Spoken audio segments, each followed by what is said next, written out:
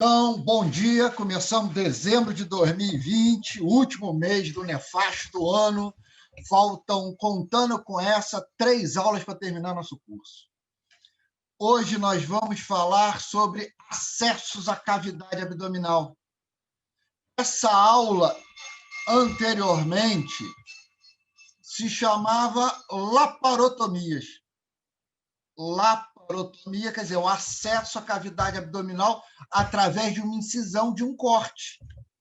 Até 20, 25, 30 anos atrás, essa era a única maneira de se acessar a cavidade abdominal.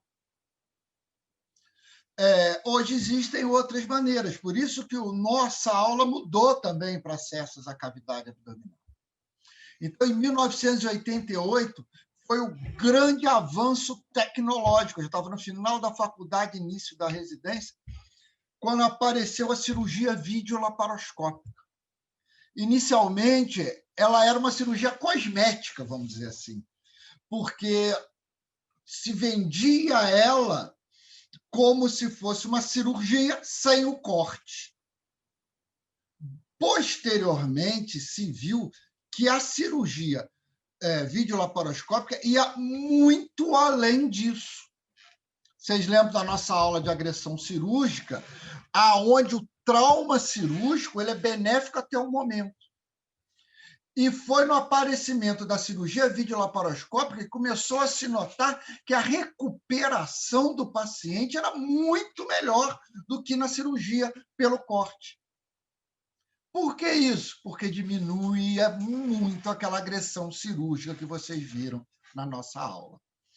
Então, com isso, começou a ser incrementado não só a videolaparoscópica. Vocês vão ver aqui no final da aula, tem outras coisas já, até mais avançadas que a cirurgia videolaparoscópica. Todas elas no intuito de minimizar a nossa agressão cirúrgica. Então, vamos começar pela aula clássica, que é a aula de laparotomia. Laparon, que é a nossa raiz, você lembra lá da aula de nomenclatura? Láparon é uma raiz. Ela significa flanco. Então, teoricamente, não é um nome correto. O correto seria celiotomia, porque célio é o abdômen.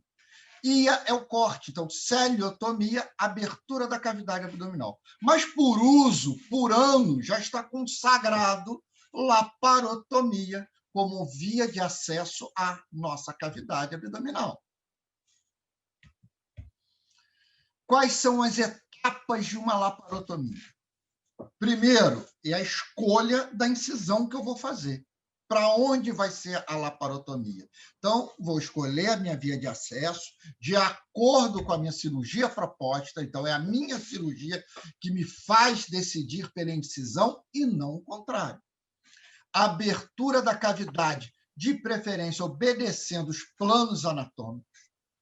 Próximo passo, a gente chama exploração da cavidade abdominal.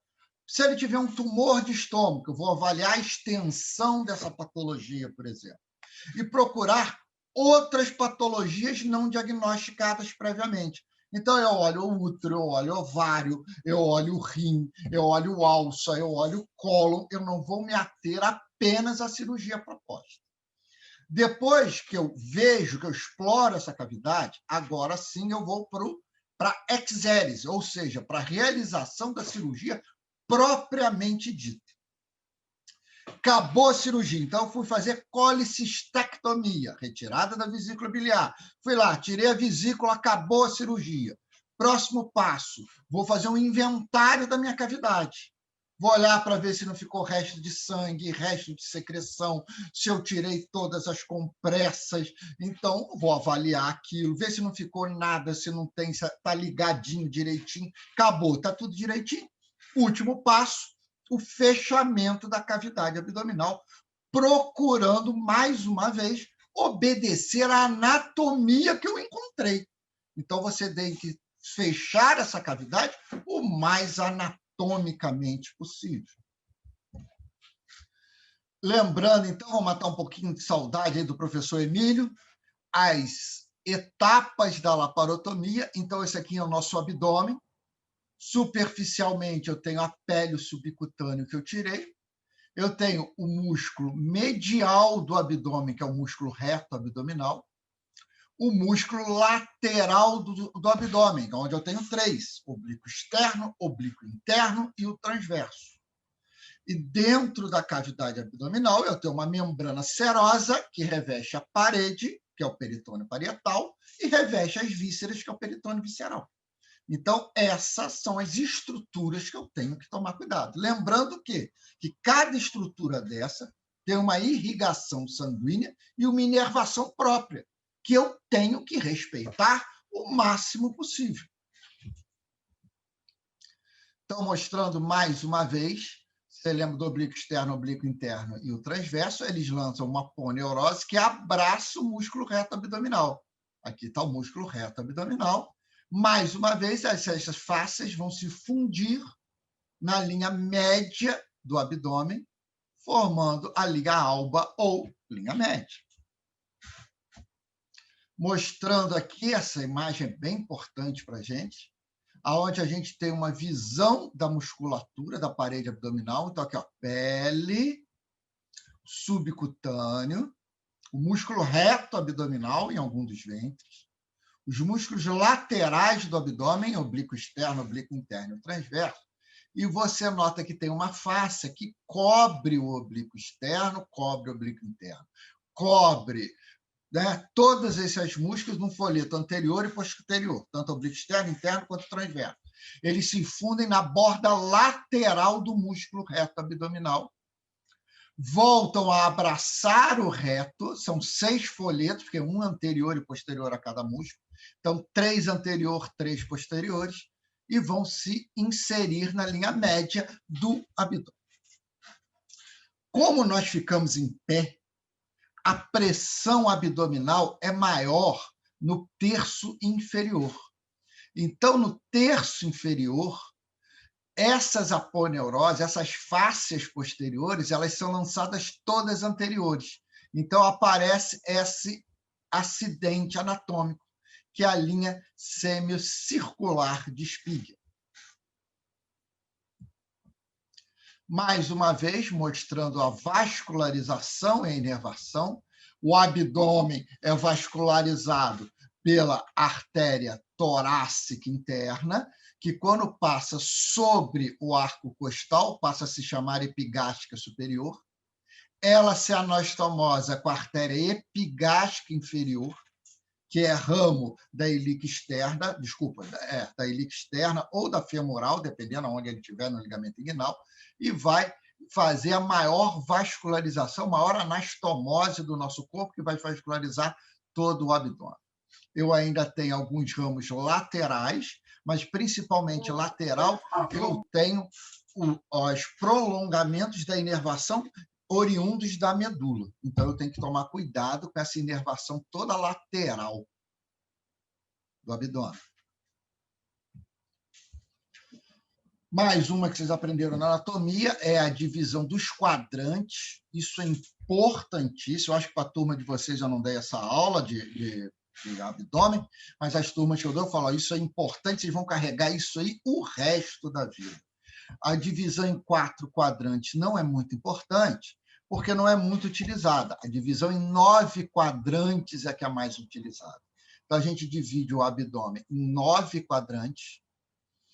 Temos a região umbilical, que é o centro do abdômen, ou mesogástrico, a região superior, chamada epigástrico, e a região média inferior, chamada hipogástrico ou região suprapúbica.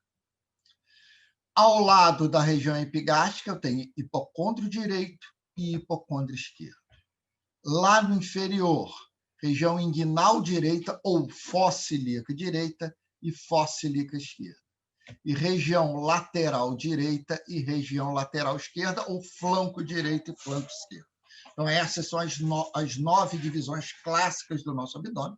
O importante de vocês saberem aí é a anatomia topográfica, ou seja, quando eu falo do hipocôndrio direito, tem que vir logo mentalmente o que tem ali: fígado, vesícula biliar, duodeno, finalzinho do estômago, flexura direita do cólon. Então, isso tudo tem que chamar atenção e você se focar, não só em cirurgia, mas pensando nas que. O paciente chega com dor no hipocôndrio direito. O que pode estar doendo ali? Então, isso é um dado importante para a gente. Agora, vamos às classificações das laparotomias. Quanto à finalidade, ela pode ser eletiva, quando eu já sei o que eu vou operar. Então, o paciente tem um cálculo da vesícula sintomático e está proposta ao paciente uma cirurgia de extirpação da vesícula biliar ou colecistectomia. Então, eu já sei o que eu vou fazer. Exploradora, quando o objetivo é definir o diagnóstico. Normalmente, ela é de urgência. O cara teve um acidente de carro, fez choque hipovolêmico, eu fiz um exame de ultrassom e tem líquido na cavidade abdominal, e esse líquido é sangue. Conduta, vou fazer uma incisão, entrar na cavidade e explorar. Todas elas podem ser urgência? Não. Eventualmente, eu tenho uma laparotomia eletiva exploradora. Então, o paciente tem uma dor pélvica crônica, eu não chego a um diagnóstico pré-operatório e eu vou fazer uma laparotomia exploradora para olhar aquela pelve. Então, isso eu posso fazer, mas normalmente as laparotomias exploradoras são cirurgias de urgência ou mesmo emergência. E laparotomias exclusivamente para drenagem, onde eu faço pequenas incisões para ir na cavidade e realizar a drenagem. Então, ele tem, por exemplo, uma diverticulite, inflamação de um divertículo do cólon. Vocês vão aprender isso lá no 8º período e na cadeira de Gray. Aquele divertículo inflamado, de origem infecciosa, houve uma formação de secreção purulenta em volta desse divertículo. Então, além do tratamento clínico desse paciente, eu necessito drenar. Eu posso drenar por punção, ou peritoniocentese, ou laparocentese, coloco uma agulha, ou, se for muita coisa, eu acho que a agulha não vai dar conta, eu levo o paciente, anestesia, faço uma pequena incisão de 1, 2, 3 centímetros, acesso à cavidade abdominal e aspiro aquela secreção purulenta. Agora nós vamos falar sobre as incisões propriamente ditas. Com relação à cicatriz umbilical. Então, está aqui nossa cicatriz umbilical. Elas podem ser supra-umbilicais, em qualquer lugar do abdômen, supra-umbilicais. Elas podem ser infra-umbilicais, abaixo da cicatriz, ou pode ser periférica, cicatriz umbilical, ou mesmo transumbilical. Tá? Então, eles podem ser supra, infra, trans ou peri. Trans ou peri é a mesma coisa, uma corto do lado e outra eu corto no meio da cicatriz umbilical. Então, agora, em relação à linha média. Então, eu tenho a incisão mediana. Qual é a incisão mediana? Eu abro exatamente na linha média. Então, essa incisão mediana, vocês lembram que a linha média vem do apêndice xifoide até o pubis. Essa laparotomia pode ser supra-umbilical, pode ser infra-umbilical, ou posso ir do apêndice xifoide até o pubis, chamado chifo pubiano. Então, essa incisão mediana foi a primeira incisão a ser realizada. E até hoje ela é muito utilizada. Primeiro, que ela é de uma abertura muito factível, fácil. Eu abro num plano só, pele, aqui, ó, vamos lá, pele, subcutâneo, abro a linha média, abro o peritônio e entro na cavidade abdominal. Outra vantagem dessa incisão mediana. Então, ela é uma incisão mais fácil, simples, eu vou tudo num plano só, uma incisão muito rápida. Eu posso ir em qualquer parte da cavidade abdominal. Então, o paciente tomou um tiro aqui no hipocôndrio direito. Opa, vai lesar o fígado. Eu faço uma mediana supraumbilical. Mas aí a bala bateu na coluna atrás e desceu para a pelve. Olha a vantagem. Eu prolongo aquela incisão mediana supraumbilical para chifo pubiano. E consigo acessar todos os recessos da cavidade abdominal. Então, a incisão mediana é uma incisão muito ampla, eu posso ampliar e me dá acesso a toda a cavidade.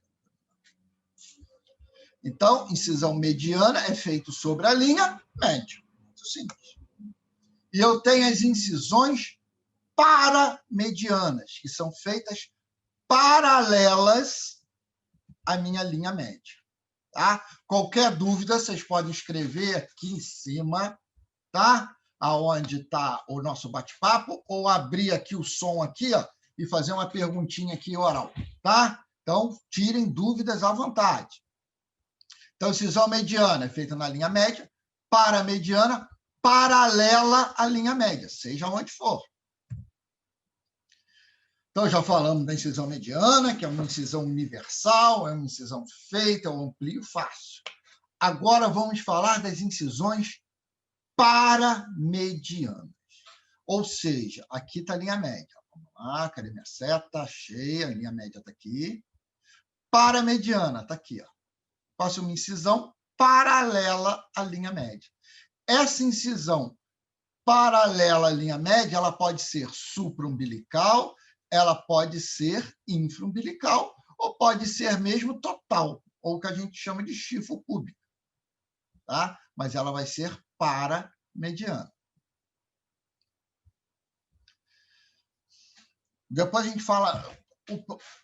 Anatomia, os epônimos estão acabando.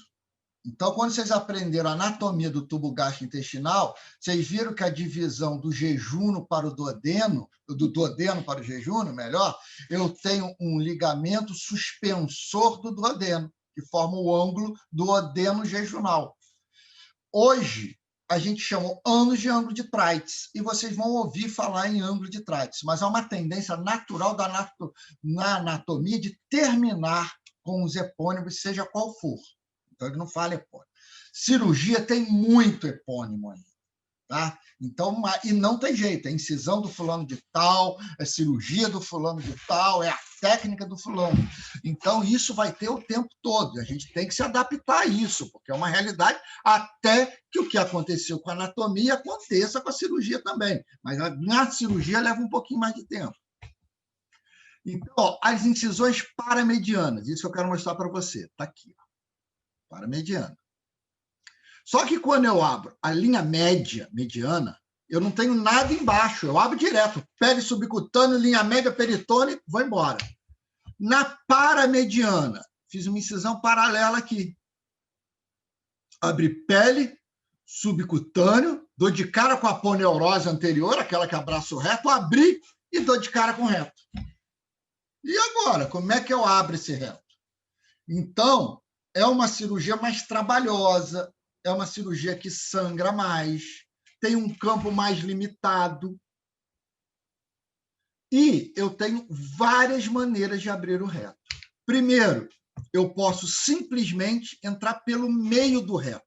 Então, é uma paramediana transretal. Eu vou divulsionar com uma pincinha a musculatura, os feixes musculares do músculo reto abdominal, e vou passar por dentro dele. Então, olhem isso aqui, ó. Entrei, ó, pele está aberta aqui, ó, subcutâneo. Olha a aponeurose anterior e ele entrou de cara com o reto. Entrou aqui no reto. Só que quando ele chegou no reto, o reto era muito espesso. Ele falou, se eu entrar aqui no meio, vai sangrar muito, porque vocês sabem que o músculo é muito vascularizado. Então, ele descolou e entrou internamente ao reto. Está vendo? Esse músculo aqui estava aqui. Então, é uma paramediana pararetal interna. Posso fazer o contrário. Eu posso entrar, deu de cara com o músculo e descolo o reto daqui, ó. Paramediana, pararetal externa. Então, temos as incisões medianas, temos as incisões paramedianas, paralela à linha média. Quando eu abro paramediana e dou de cara com o reto, 3 maneiras eu tenho de abrir o reto. Retal interna, retal externa e transretal. Retal interna, primeiro epônimo, é também chamado incisão de Lenander, seja onde for. Se eu fizer paramediana, pararetal interna direita, Lenander direita. Supraumbilical, estou acima do umbigo ainda, né? Paramediana, pararetal interna, supraumbilical esquerda. Lenander supraumbilical à esquerda. Posso fazer isso também para as regiões inferiores do abdômen. Paramediana, pararetal interna, infraumbilical, direita ou esquerda. E, se já ficou chato assim, o Jalaguier era o mais chato de todos. O Jalaguier inventou uma incisão para operar inicialmente o apêndice. Depois ele viu que podia operar do lado esquerdo também, que é a paramediana, pararetal externa, infraumbilical. Ele deu o nome dele, Jalaguier. Então, o que é a incisão de Jalaguier? É a paramediana, pararetal externa, direita ou esquerda, porém infraumbilical. Aí, se for supraumbilical, não chama Jalaguier, chama paramediana, pararetal externa. Supraumbilical, à direita ou à esquerda. Então, quanto à direção, olha como é, só apareceu um monte de incisão aqui. Ó. Quanto à direção, elas podem ser longitudinais, ou seja, em direção ali à média. Então, as longitudinais, basicamente, mediana e paramediana. E podem ser transversas. Transversa é nesse sentido assim, ó. Tá? Que pode ser, deve ter um outro mais aqui, ó. As transversas. As transversas são essas aqui, ó. B, essa com I, essa com C, tá? Então, essa é uma transversa infraumbilical total. Olha só. Ele abriu todo. Essa incisão é muito feita para criança, das incisões transversas. Que, apesar de mais trabalhosa, você pensa bem, um bebezinho que nasce com uma má formação congênita, uma má formação intestinal, e eu preciso acessar. O bebezinho ele é pequenininho. Lateralmente, ele é maior do que a cavidade abdominal lateral é maior do que longitudinal. Por isso que as incisões transversas são mais feitas em crianças. Aqui, estou mostrando uma incisão pequenininha aqui, ó, transversa, na fossa ilíaca direita, chamada incisão de Davis. Tá? Ou, está aqui o outro nome, Elliott Babycock. Na verdade, o nome da incisão, olha como é que ela chama, Davis Elliott Babycock. Você vai olhar no livro, está escrito Elliott Babycock, mas todo mundo usa o primeiro nome, Davis. Tá? Então, está aqui uma incisão de Davis, que é a incisão de rotina do nosso serviço. E essa C aqui, ó, uma transversa, em forma de alça, tá vendo? A gente pode falar alciforme, então uma transversa supraumbilical. Essa incisão é chamada de incisão, está aqui o nome aqui, ó, Fanny Steele. Essa incisão é clássica para cesariana. Tá? Fanny Steele, quando botou o nome dele ali, falou, essa incisão é para fazer cesárea. Aí, se eu fizer essa incisão para operar um útero, não chama Fanny Steele. Por convenção, a gente usa Fanny Steele toda vez que vê essa incisãozinha transversa supra. Olha a incisão de Fanny Steele aqui, ó. Abre pele. Olha como é que ela é uma incisão trabalhosa. Abre o subcutâneo. Abra a poneurose anterior. Quando eu abrir anterior, eu vi o reto. Se eu seccionar esse reto, além de fazer um sangramento muito grande, me dificulta fechar. Isso vai fazer um processo inflamatório muito grande. Então, essa aqui a gente chama de uma incisão mais complexa. Eu abro pele, subcutâneo, a poneurose. Quando eu abrir aqui, eu vou descolar a poneurose por cima do reto até a região umbilical. Eu descolo até aqui em cima. E abro a linha média, afastando os músculos do reto. Então, eu abro pele assim, subcutânea assim, a poneurose assim. E assim eu abro. Eu afasto o reto, quer dizer, abro a linha média e abro o peritônio. Então, a gente chama isso de uma incisão mais complexa. Por quê? A mediana eu abro tudo num plano só. Essa incisão transversa eu abro assim.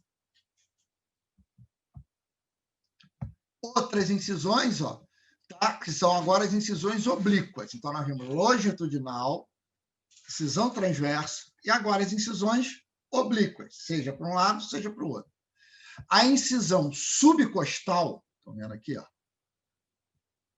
é chamado de incisão de Kocher. Aqui, ó, pode ser à direita ou à esquerda. Kocher à direita é uma incisão clássica para colicistectomia. É a incisão da nossa rotina do serviço de cirurgia geral do Hospital Universitário. Então, a gente faz essa incisão aqui, ó, mediana, abaixo dos arcos costais. Desculpa, mediana não, transversa, abaixo do arco costal. Incisão de Kocher. Olha a outra incisão aqui, McBurney. Tá? Então, McBurney descobriu essa incisão. McBurney foi a pessoa que mais estudou apendicite. Então, primeiro ele descobriu o ponto de McBurney, que você traça uma linha da espinha ilíaca superior até a cicatriz umbilical. Divide em 3 partes. A junção do terço externo com o terço médio, ele chamou de ponto de McBurney. E ele falava que 90% das vezes o apêndice estava ali. E desenvolveu uma incisão oblíqua para operar o apêndice e deu o nome dele, que é a incisão de McBurney. Então, ó, vocês já viram 3 incisões que eu posso operar apendicite. Jalaguier, aquela aqui, ó, paramediana, pararetal, externa, infraumbilical direita, incisão de McBurney e aquela transversazinha no ponto de McBurney também, que é a incisão de Davis. 3 incisões até agora para a gente operar o apêndice. Mostrando aqui uma incisão de Kocher, tá? À esquerda, desculpa, ele está acessando o baço. Olha aqui, ó, o baço aqui, ó, aparecendo. Faz parte das incisões oblíquas. E eu tenho incisão combinada, onde eu uso 2 ou 3 incisões. Veja bem, não são incisões usuais, a gente não faz isso de rotina. A gente faz quando o campo passa a ser muito limitado. Então, por algum motivo, eu quis operar, o paciente tinha um cálculo de ureter. E eu fiz uma jalagueira direita. Então, eu fiz uma paramediana, pararetal externa direita e acessei o ureter. Quando eu estou operando o ureter, que eu achei que tinha um cálculo aqui embaixo, na hora que eu olhei, ele tem um monte de cálculo no rim. Só que lembra que eu falei da inervação? Se eu ficar ampliando essa pararetal externa aqui, eu vou seccionar toda a inervação. E eu vou atrofiar esse músculo. É igual o paciente que faz fratura de medula. A perna para de mexer. Se eu cortar todos os nervos que vão para o músculo para de funcionar.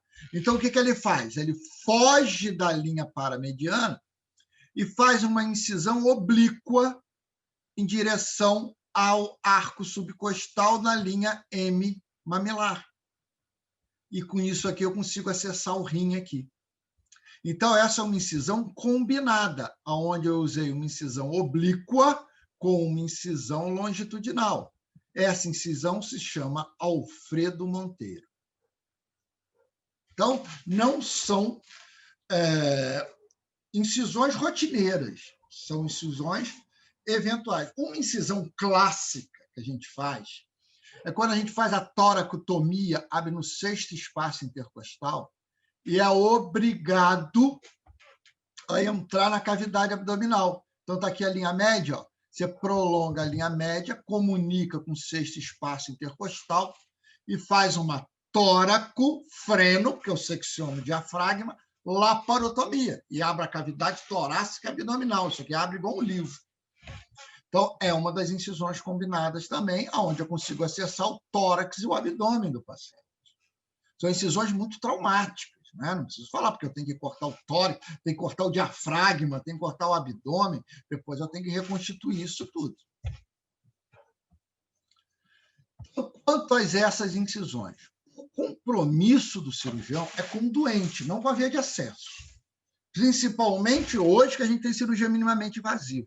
Então, antigamente, o cirurgião fazia aquelas incisões pequenininhas para ficar bem estético, para ficar bonito, vamos dizer assim.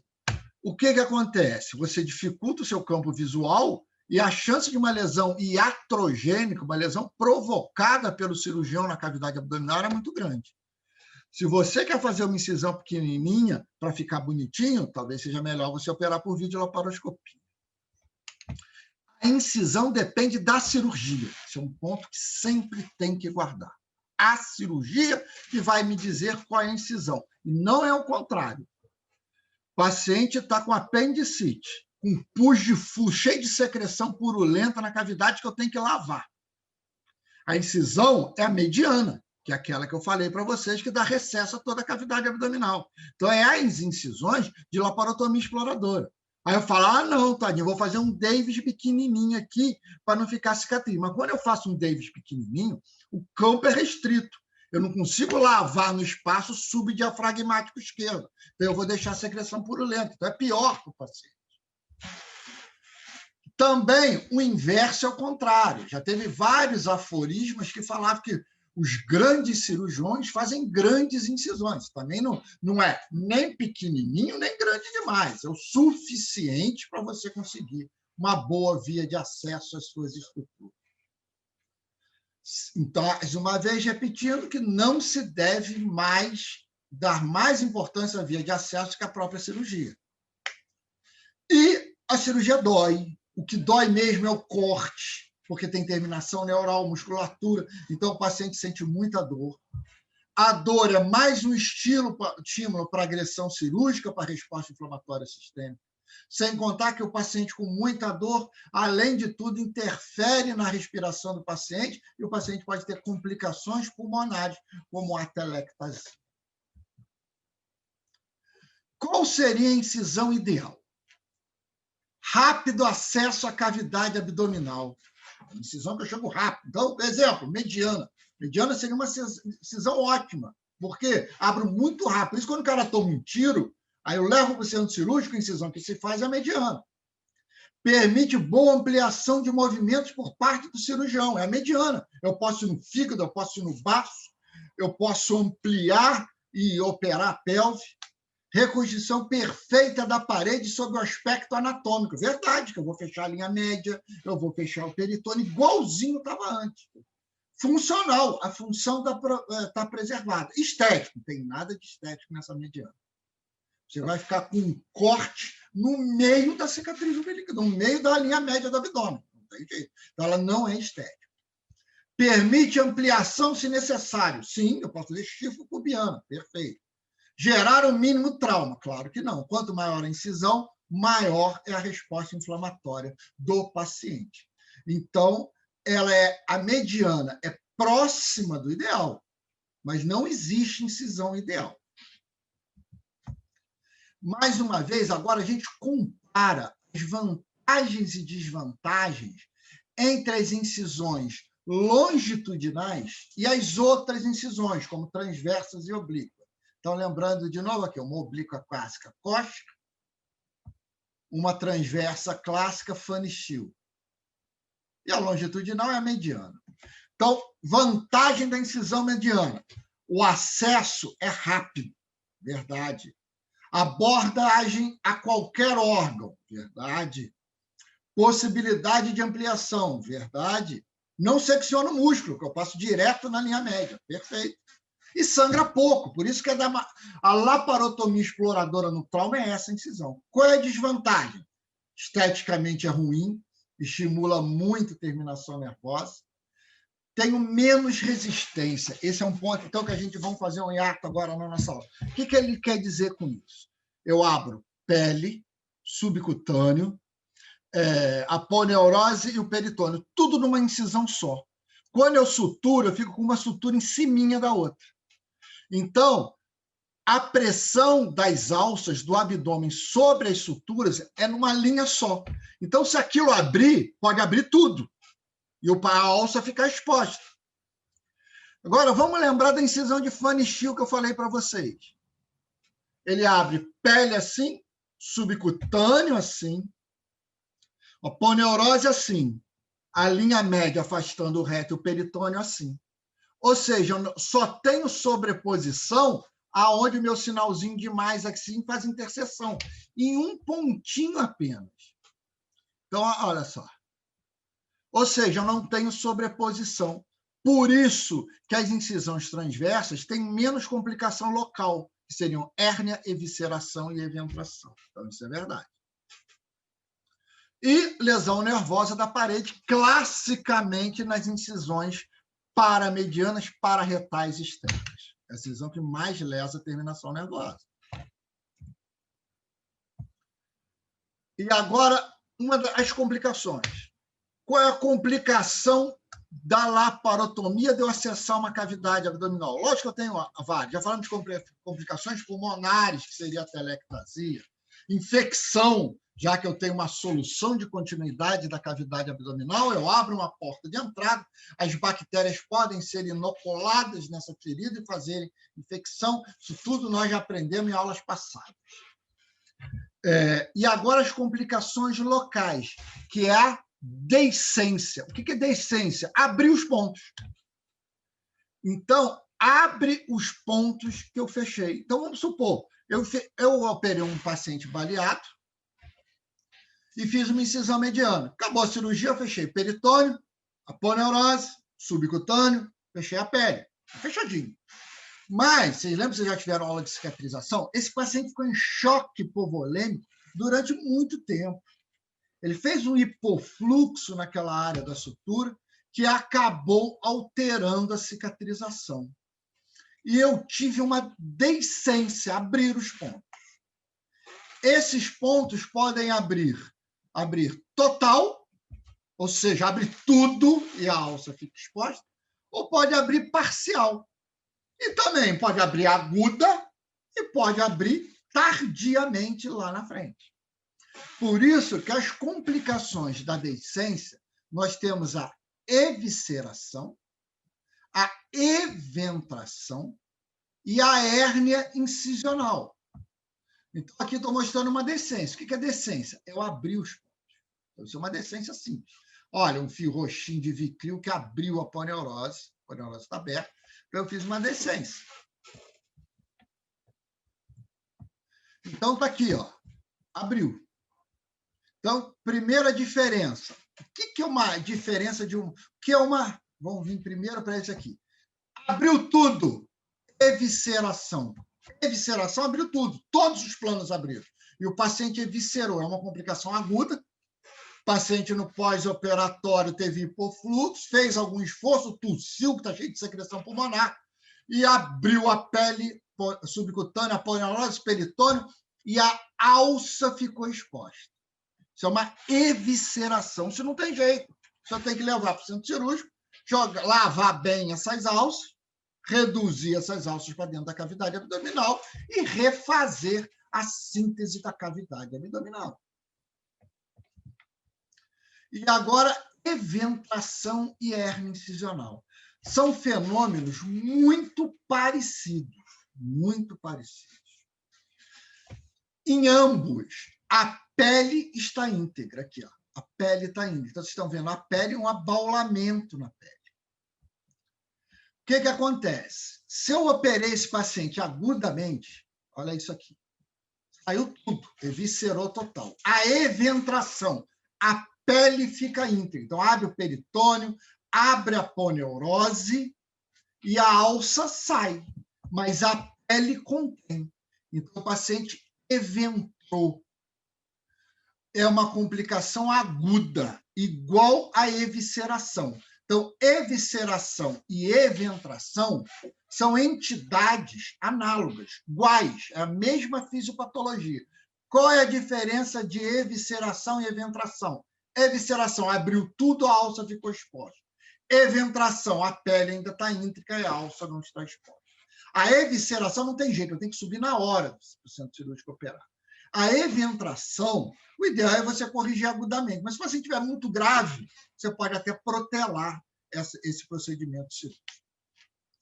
E o que é a hérnia incisional? A hérnia incisional é uma, para vocês entenderem, é uma eventração tardia, acontece tardio, aonde o peritônio já cicatrizou. Olha o peritônio aqui, ó, abraçando a alça intestinal. Então, isso é tardio, já deu tempo, o peritônio cicatriza muito rápido. E esse peritônio que vai estirando recebe fibras de colágeno e vai ficando esbranquiçada. E se chama saco herniário. Então, vocês vão aprender isso na aula de hérnia, lá no 8º período. O saco herniário nada mais é que o próprio peritônio com processo inflamatório crônico. Aqui. Então, evisceração e eventração são entidades agudas. Evisceração, a ossa está toda exposta. Eventração, a pele está íntegra. Hérnia incisional é uma deiscência da aponeurose tardia, aonde há uma protusão das estruturas abdominais envoltas por um saco herniário. Então, é a hérnia incisional, que é tardia. Mas todos eles têm deiscência da aponeurose. Então, o principal causa é os cuidados, infecção da causa. Então, a principal causa de decência é hipofluxo. Opa, desculpa aqui. Opa.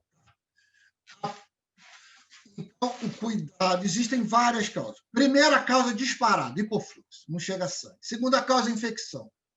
E entra outras causas de desnutrição, erro técnico. Por isso que os cuidados de asepsia, a cirurgia com uma técnica correta é importante. Lembra que vocês aprenderam a suturar, ficaram lá se divertindo?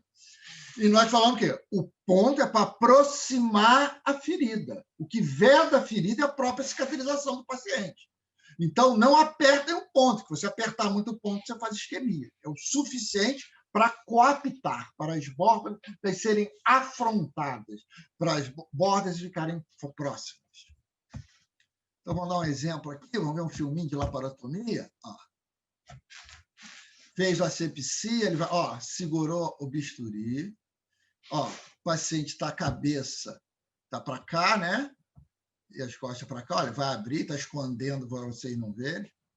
Fez uma incisão mediana, contorna a cicatriz umbilical, então a mediana periumbilical e desceu para a infraumbilical, ó. Desceu. Olha a incisão.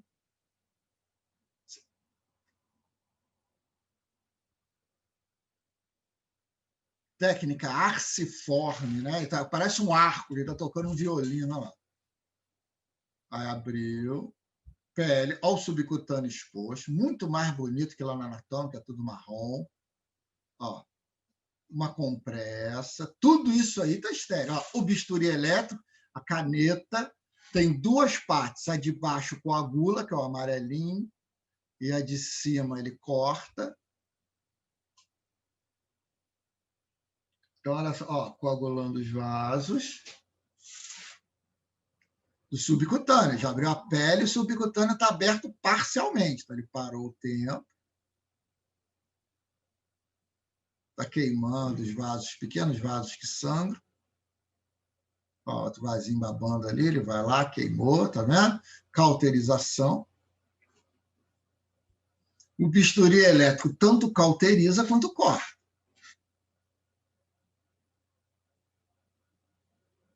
Agora eles vão pegar uma pinça, vão elevar, pinça auxiliar, ó, uma pinça dente de rato. Está sendo utilizada na diérese. Então, nesse momento, a pinça dente de rato é uma pinça de diérese. Por isso que a gente usa ela, fala que ela é uma pinça auxiliar. Você pode usar em qualquer tempo cirúrgico. Está abrindo o subcutâneo, ó, com bisturi elétrico, cauterizou, apertou o corte é o amarelinho, ó.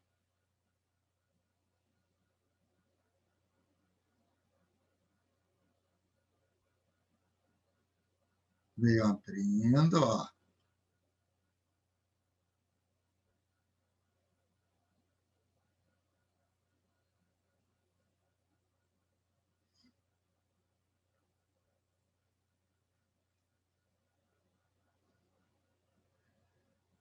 Ó, esse branquinho aqui, lá embaixo, ó, vocês veem que ó, a poneurose está sendo exposta, uma incisão mediana. Vocês estão vendo isso em tempo real.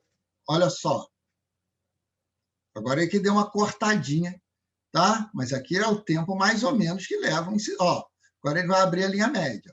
Ele parou ali o filme só para fazer a hemostasia.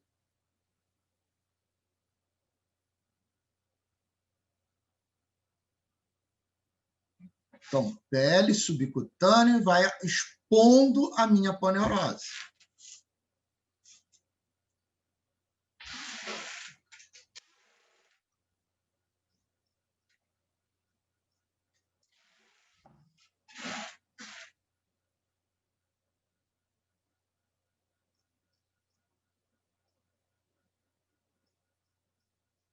Ó, abriu. Normalmente, quando você abre a aponeurose, o peritônio abre junto, que é uma membrana muito delgada, ela fica muito colada. Às vezes você abre, o peritônio ainda fica íntegro. Ó, abriu ali a média, usou uma pinça, ó. Ó. O peritônio está ali íntegro. O peritônio é meio amarelinho, tem uma gordura. Ó, abriu a cavidade. Olha lá, viu como é que eu falei? Ó? Você vê bem delgado aqui o peritônio, ó. As alças já apareceram, ó, ele vem abrindo, já ele vem com o dedo, vai proteger a linha, as estruturas debaixo da cavidade, ó, ele vai levantando, agora com o dedo, ó, levantou, auxiliar levanta, ó, ele bota o dedo para ver que a linha média está, usou um afastador de rum,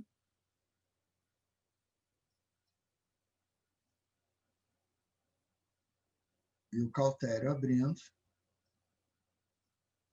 mostrando ali, ó, um dedo de cada lado, protegendo para não cortar uma alça intestinal que está ali embaixo.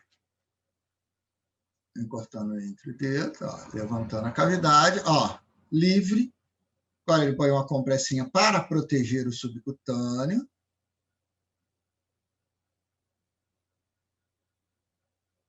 E você vai botar aquele afastador ali em cima. Olha lá, a subalfor com a suprapúbica expondo a cavidade abdominal e a cavidade abdominal protegida das estruturas, pronta para ser submetida à cirurgia. Então, nossa aula acabava aí. Só tinha essa maneira da gente acessar. Posteriormente, começaram essas cirurgias minimamente invasivas. As cirurgias minimamente invasivas têm íntima relação com tecnologia. À medida que a tecnologia foi evoluindo, tornou-se ser factível operar sem o corte. Aonde eu faço vias de acesso à cavidade abdominal, olhem aqui que eu faço punções. Semana que vem eu vou dar uma aula só disso para vocês, tá? Vamos falar sobre cirurgia videolaparoscópica, aonde você vê por uma televisão. Essa televisão aumenta a definição e facilita muito o procedimento cirúrgico. Mas o mais importante, a agressão cirúrgica é mínima. Olha só. Você insufla, o paciente não é gordo assim, não, você insufla. Vamos ter uma aula só disso. O peritônio com gás carbônico, o abdômen distente, e eu faço punções, que a gente chama de portais, onde eu passo esse branquinho preto aqui, tá vendo? Trocáteres, entra na cavidade abdominal. Por dentro do trocáter, a pinça entra. Primeira punção, sempre na cicatriz umbilical, aonde eu passo aqui, a ótica. Aqui tem uma câmera, olha só, saindo um cabo aqui, ó. Essa câmera é conectada, olha o cabo vindo aqui, ó. Há um aparelho que vai ver essa imagem e vai passar essa imagem ao monitor, onde você tem uma visão ampla das lesões da cavidade abdominal. Mais uma vez. Olha o acesso à cavidade. E vocês veem, tudo equipamento, tecnologia dependente. Grande vantagem da cirurgia por vídeo, além de não ter o corte, eu minimizo em muito a agressão cirúrgica. Então, o retorno, o paciente sente dor, não sente dor. Então, a alta é muito mais precoce do que numa cirurgia convencional. Então, normalmente, cirurgia hoje. Hoje, por acaso, eu tenho uma colestectomia, depois da aula prática de vocês. Como é que eu vou fazer? O paciente vai internar. Na hora que eu for começar a aula, ele vai tomar um café da manhã, vai comer alguma coisa leve ali na hora do almoço e vai vir para operar. Quando for 4, 5 horas, a gente deve começar a cirurgia dele. Deve terminar em torno de 7 da noite. 8 horas da manhã ou 7 horas da manhã, ele já vai levantar, vai tomar café, já vai tomar banho. Aí eu vou chegar lá umas 8h30, 8h40. Se ele estiver bem, estiver não sentindo nada, auto-hospitalar para o paciente. Quer dizer, mais ou menos 12 horas depois do procedimento. Então, é um tempo curto. Por que minimizou isso? A dor é muito menor, a agressão cirúrgica é menor, o retorno das funções fisiológicas do paciente é muito mais rápido.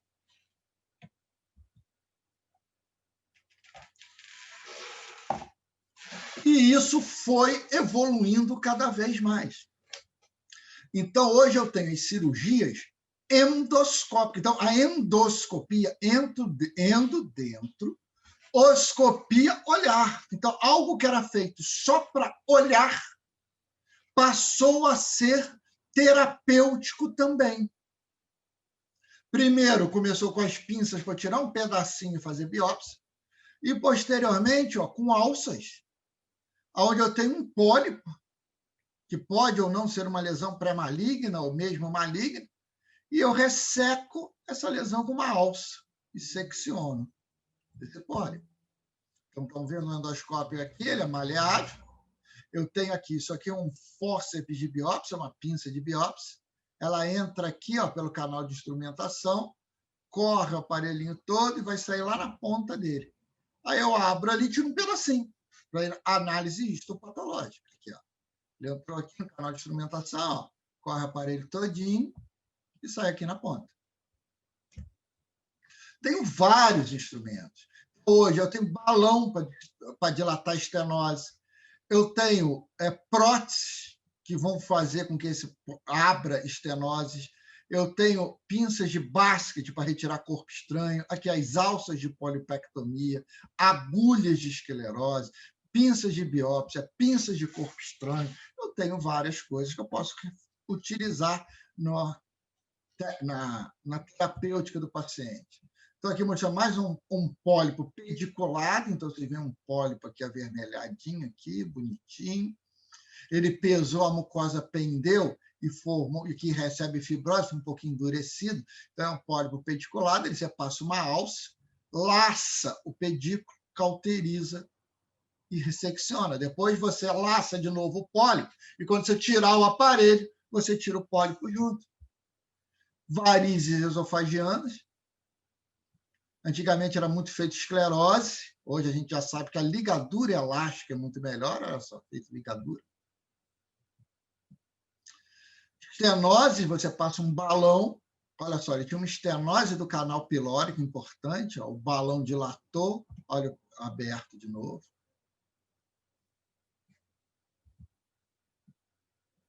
A colangiografia percutânea endoscópica, é um aparelho de endoscopia que eu entro pela papila e consigo iluminar esse colédoco, olha só, a visão do colédoco ao raio-x, para olhar se tem algum cálculo, se tem alguma obstrução tumoral. Antigamente, só era factível por procedimento cirúrgico. Então, vamos lá. Aqui tem um pólipo, mostrando para vocês, um pólipo não é pediculado, é o subpediculado, que vocês veem uma curvinha que ele está fazendo ali. Então, olha só, ele vai estudar aquilo ali.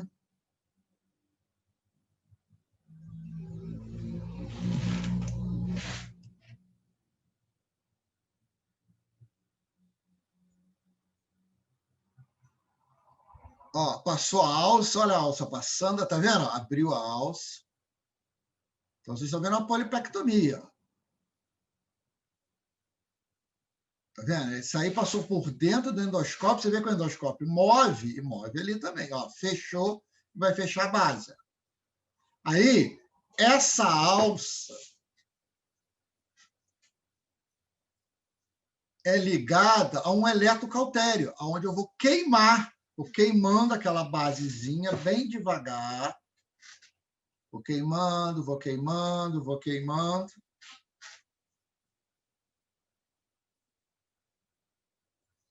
Já já ela vai pular.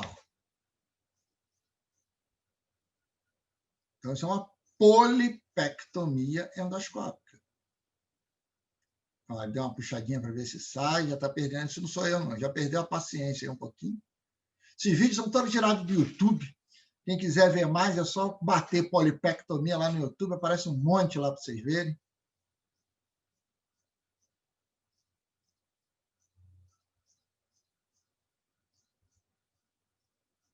Olha lá. Estão vendo aqui? Ó, retirou, aparecendo aqui, ó, a muscular aqui, exposta da mucosa. Você vê a borda aqui queimadinha. Ó. Então, isso é uma polipectomia endoscópica. Antigamente, eu tinha que fazer enterectomia cirúrgica para tirar isso aí. Já viram? Agora, gastrostomia. Então, era outro. Imagina, um paciente com sequela de AVE, de acidente vascular encefálico, não consegue se alimentar. Ele perdeu a função de deglutição e precisa alimentar. Tenho várias maneiras de alimentar esse paciente. Eu posso passar uma sonda pelo nariz, cateterizar, que é a nossa aula prática dessa semana e da outra, colocar lá no estômago e alimentar pela sonda. Porém, essa sonda faz uma irritação crônica e inibe o reflexo da tosse, porque ele fica lá na laringe, na faringe, perto da corda vocal, e o paciente faz broncoaspiração séptica, não é aquela maciça, não, séptica só de bactéria, aumenta a chance de pneumonia. Então, eu optado por uma ostomia, nova abertura. E antigamente eu tinha que fazer uma incisão mediana ou paramediana e botar a sonda dentro do estômago sob anestesia geral. Hoje a gente faz isso via endoscópica. Então vamos ver lá, o paciente com sedação, olha só, ele está empurrando, o aparelho está no estômago aqui, ó. Ele está empurrando para ver, ó, viu uma luzinha aqui? Ah, então ele está empurrando para ter certeza que é o estômago. Ó. Ele empurrou. O que ele faz? Faz anestesia local, não tem nada de anestesia geral, bloqueou a pele, fez uma pequena incisão na pele.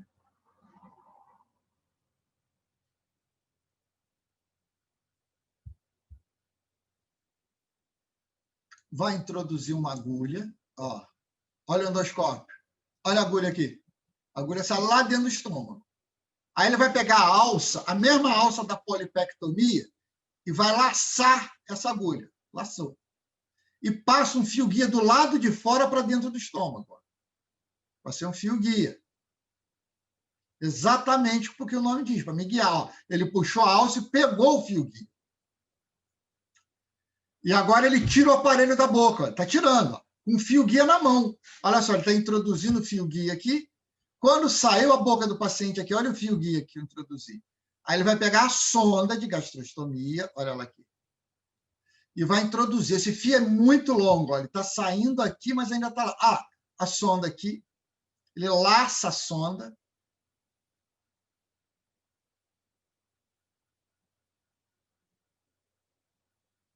Laçou a sonda. E agora vai puxar o fio guia.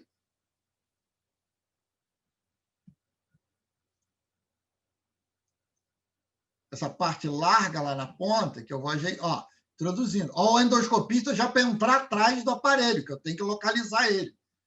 Ó, foi introduzindo. Ó, chegou. Olha a pele como é que puxou. A sonda está aqui ainda, mas ela já está saindo aqui. Ó. Vai puxar, em vez de você abrir um pouquinho a pele. Ó, puxando, bem devagar. Ó, saiu a sonda. A sonda aqui. Olha ela entrando aqui.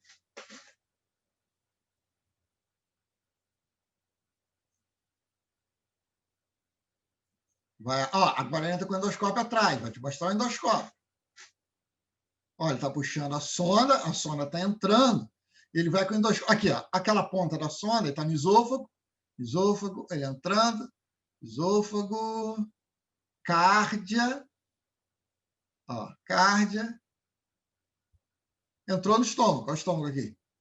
Aí ele vai procurar, cadê a sonda? A sonda entrando aqui, ó, ele vem puxando, acabou. Fixou a sonda na parede do estômago, ó, fixou do lado de dentro, do lado de fora, acabou. Gastrostomia endoscópica sob sedação, o paciente está cochilando ali, e anestesia local. Então, você vê um troço que é anestesia geral, um paciente consumido, isso não tem corte, não tem chance de decência, então é muito bom para o paciente.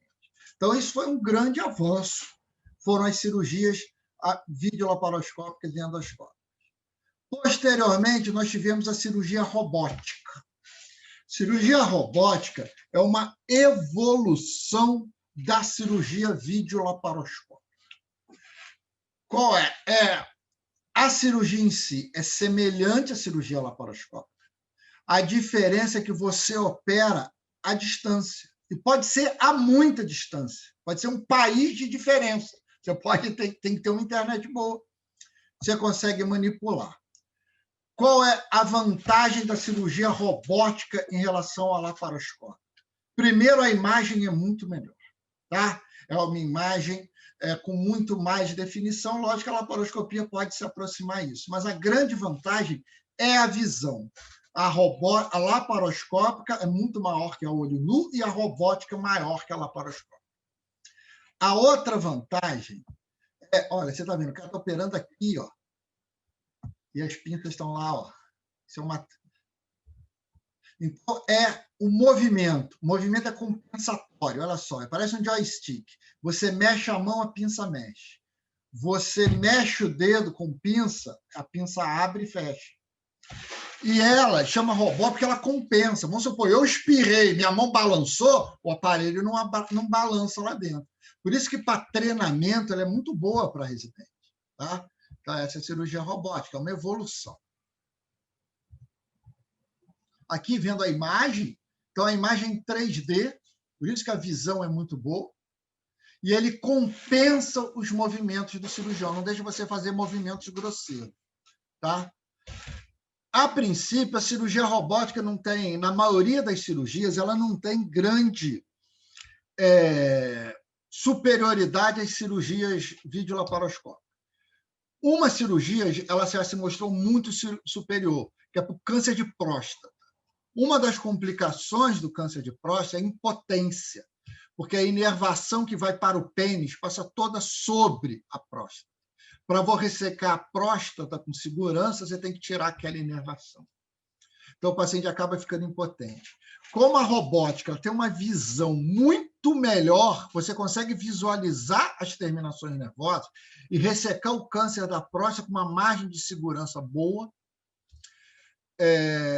sem lesar essas terminações. Então, o paciente mantém a vida sexual dele normal, que ele já vinha tendo antes. Outra vantagem que começa a aparecer são para as neurocirurgias. Porque a visão é tão boa que você consegue ressecar lesões tumorais retirando menos parênquima cerebral, ou seja, deixando o paciente com menos sequela. E nem toda evolução é boa, não. Aí criaram uma coisa chamada NOTES. O que é NOTES? NOTES são as cirurgias pelos orifícios naturais. Como é esse orifício natural?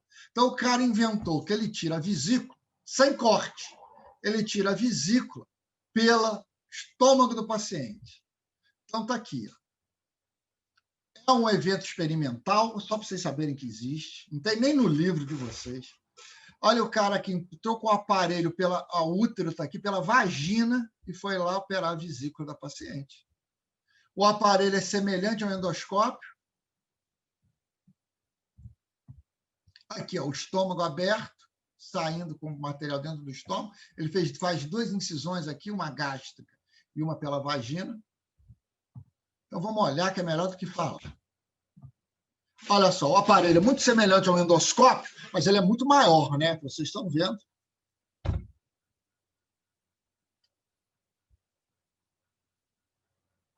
A mobilidade é semelhante ao endoscópio, muito parecida essa curvatura toda. Aí uma diferença, a pinça mexe também, ele tem mobilidade com a pinça. Isso eu não tenho na cirurgia endoscópica. A pinça não mexe, eu tenho que mexer o endoscópio, vai mexer a pinça. Anestesia geral, tudo igual. Olha lá, ele furando o estômago, acessando a cavidade abdominal, olha lá, pelo estômago.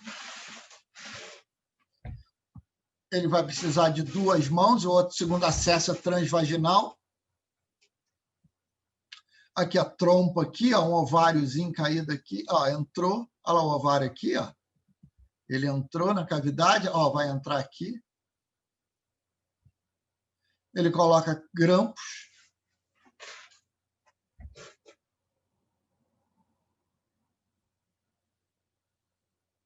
na vesícula. E agora a cirurgia é muito semelhante à videolaparoscópica. Você está lá dentro da cavidade abdominal, olha lá, o paciente operando.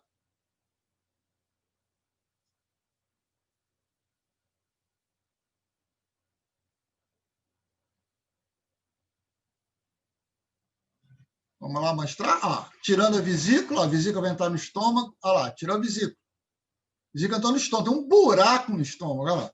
Ele vai fechar com um grampo.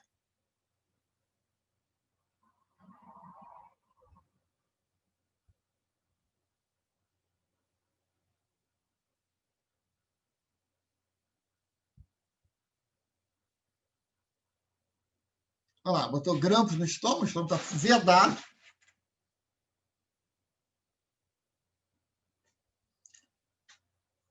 Olha lá, vesícula biliar. O estômago fechado lá embaixo. Ele vai tirar a vesícula.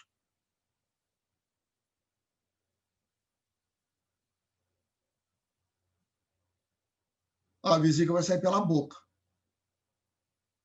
Então, ele operou por um orifício. Lógico que isso aqui não foi para frente. Por que isso aí não foi para frente? Lembra que nós falamos das complicações? A decência. Decência da parede, a hernia incisional é o mais comum. Evisceração e infiltração, então, principalmente na vídeo, é raríssimo. Infecção pode aparecer, mas também a taxa na cirurgia minimamente invasiva é baixo. Porém, se eu tiver nessa cirurgia a decência do estômago, é igual uma úlcera perfurada. E uma úlcera perfurada com mais de 72 horas de evolução, para vocês terem uma ideia, a mortalidade é próxima de 100%. Aí caiu lá na laparotomia, quando começamos a falar. Você está dando mais importância à via de acesso do que a cirurgia. Então, não pode. Isso aí não vingou, não. É cirurgia videolaparoscópica e hoje a cirurgia robótica começa a aparecer. Porém, dentro de loucuras e tudo, aparecem coisas viáveis. Vocês vão ver, lá no quarto período, quando vocês vão ter aula de pancreatite. Pancreatite é algo muito grave. A mortalidade da pancreatite pode chegar a 90% a 100%, dependendo da gravidade. Então, você tem algumas classificações, tem critérios de Glasgow, critérios de Hansen, mas alguns pacientes têm uma mortalidade muito elevada. E eles morrem da agressão do processo infeccioso. Então, às vezes, esse pâncreas acaba necrosando, infectando, e você precisa desbridar esse pâncreas. E até então, a única maneira que se existia era ou videolaparoscópico ou céu aberto. Mas o trauma cirúrgico é muito grande, mesmo na vídeo. Então, o que acontece? Lembrando da anatomia, olha o pâncreas aqui, olha o estômago onde fica. O pâncreas é um órgão retrogástrico. Então, ele acessa o estômago, abre o estômago, retira aquele parênquima necrosado por dentro do estômago. Depois deixa aquele estômago aberto, porque ele está grudado no pâncreas. Ele vai cicatrizar bloqueadinho, como se estivesse tamponado. Então, isso é melhor do que a cirurgia. Mas também, hoje é feito isso não com aquele aparelho todo, mas com um endoscópio convencional. Tá? Então, isso é só para vocês verem. Então, a conclusão que a gente fica nisso. Há uma evolução natural na medicina nesse momento, dependente única e exclusivamente da tecnologia. Alguns aforismos que se falavam na laparotomia têm que ser mantidos. Você não pode dar mais importância à via de acesso do que o procedimento cirúrgico em si. Quanto mais a tecnologia for evoluindo, menos indicações de cirurgia. A opinião que eu tenho, agora é a opinião do autor, se não está no livro, a laparotomia vai ser para casos selecionados agora. Urgência, trauma, porque antigamente, por exemplo, o paciente tinha, não vamos falar só de abdômen, o paciente fazia um aneurisma no cérebro, aquilo rompia. Você tinha que abrir a cabeça do paciente, abrir o cérebro lá no polígono de Willis, ligar aquele vaso, ou fazia por via transesfenoidal pela boca, mas é um trauma muito grande. Hoje, você faz radiologia intervencionista, igual raio-x. Você passa um catéter na artéria femoral, ou na veia femoral, depende muito do que você quer fazer, mas vamos lá, você entrou na veia femoral, foi com o catéter progredindo, chegou lá, passou pelo coração, entrou lá na carótida, chegou lá no polígono de Willis. Aí você vê a lesão. Você usa uma cola biológica. Hoje a cola usada é acetoacrilato. Você entendeu o que é acetoacrilato? É o super bonder. Lógico que não é igualzinho ao super bonder do supermercado, mas é o mesmo princípio ativo. E você vai lá e enche aquele divertículo de cola e ele não vai romper mais. Então, é a evolução natural. Então, existem muitos procedimentos endoscópicos, muitos procedimentos laparoscópicos, e hoje a evolução válida é a cirurgia robótica, que aumenta a visão e aumenta a qualidade do movimento do cirurgião. Ele compensa os movimentos do cirurgião. Então, isso é um dado importante. A nossa leitura sugerida é o GOF. São 2 capítulos, porque são 2 aulas. A gente vai ter a aula 59, a próxima aula, não precisam ler isso agora, que é a base da cirurgia laparoscópica. Tá? Mas hoje o capítulo da nossa aula é o capítulo 58 de laparotomia. Esse capítulo acaba na nossa aula de endoscopia. Não tem aula de terapêutica de endoscopia no nosso livro básico, não tem aula de cirurgia robótica no nosso capítulo básico. Então, o importante é o que nós estamos falando aqui para vocês. Ok? Alguma dúvida, pergunta? Então, vamos para a presença, então?